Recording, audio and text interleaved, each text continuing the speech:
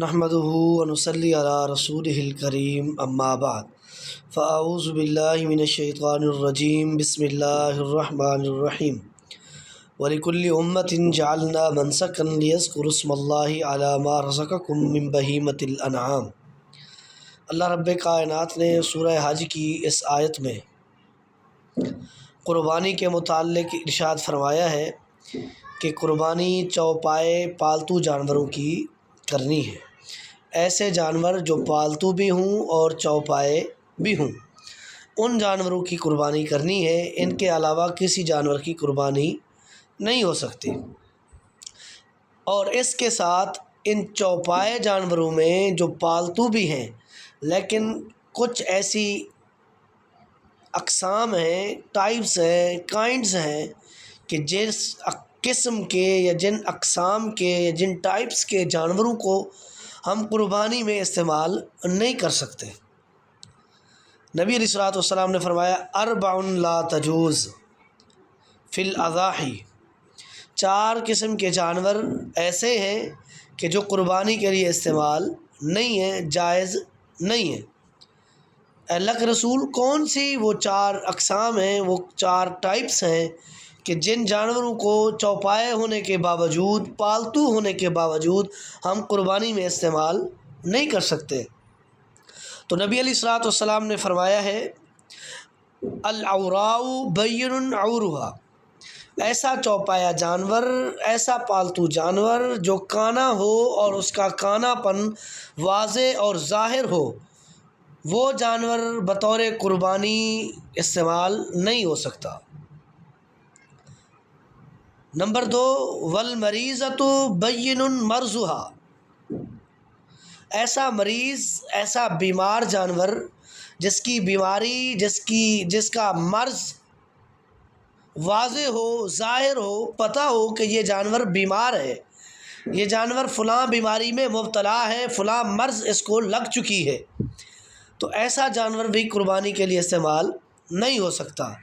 والارجاء بین ضلعها، تیسری قسم ایسا لنگڑا اور لولا جانور جس کا لنگڑا پن، جس کا لولا پن واضح ہو اور ظاہر ہو، وہ جانور بھی قربانی کے لیے استعمال نہیں کر سکتے۔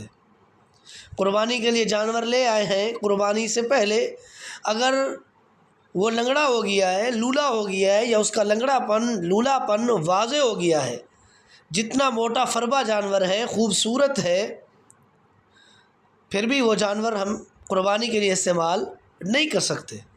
اور چوتھی قسم نبی علیہ الصلوۃ والسلام نے بیان فرمائی والقیر التی لا تنقی، اور ایسا لاغر جانور جس کی ہڈیوں کا گودا اور مکھ، بون میرو ختم ہو چکی ہو، ایسا ضعیف العمر جانور، اتنی لمبی عمر ہے کہ اس کی ہڈیوں کا گودا اور بون میرو ختم ہو چکا ہے، تو ایسے جانور کو قربانی کے لیے بطور قربانی استعمال نہیں کر سکتے، قربانی کے لیے استعمال نہیں کر سکتے۔ کیوں؟ اس کی عمر اتنی ہو چکی ہے کہ اس کی ہڈیوں کا گودا اور بون میرو ختم ہو گیا ہے، لاغر ہو چکا ہے، ضعیف العمر ہو چکا ہے، اتنی لمبی عمر اس نے لی کہ اب وہ قربانی کے لیے استعمال نہیں کر سکتے۔ کیوں؟ نبی علیہ الصلوۃ والسلام کا فرمان ہے کہ قربانی ایسے جانور کی کریں جو خوبصورت بھی ہو، موٹا تازہ بھی ہو، فربا بھی ہو، اور اس کے ساتھ ساتھ امام الانبیاء نے فرمایا لا تذبحوا الا مسنۃ، قربانی کے لیے دوندا جانور، 2 دانت والا جانور استعمال کرنا ہے۔ فَإِن يَعْثَرَ عَلَيْكُمْ فَجَزْعَةٌ مِّنَ الظَّانِ، اگر کوئی کنڈیشن ایسی ہو گئی ہے، سچویشن ایسی ہو گئی ہے کہ آپ کو 2 دانت والا جانور نہیں مل رہا، 2 دانت والا جانور نہیں مل رہا، میسر نہیں ہے، منڈیوں میں نہیں مل رہا، کسی اور کے پاس بھی موجود نہیں ہے، اور قربانی بھی قریب آ چکی ہے، تو آپ نبی علیہ الصلوۃ والسلام کے فرمان کے مطابق فَجَزْعَةٌ مِّنَ الظَّانِ، 1 سال کا بھیڑ کا بچہ بطور قربانی استعمال کر سکتے ہیں، تب جا کر اجازت ہے۔ جزا کہتے ہیں 1 سال کے جو دوندا نہیں ہوا۔ بھیڑ کے لیے. اسی طرح اونٹ کے لیے جو جزا استعمال ہوتا ہے وہ تقریباً 4 سال کا اونٹنی کا بچہ ہوتا ہے، اس کو جزا کہتے ہیں.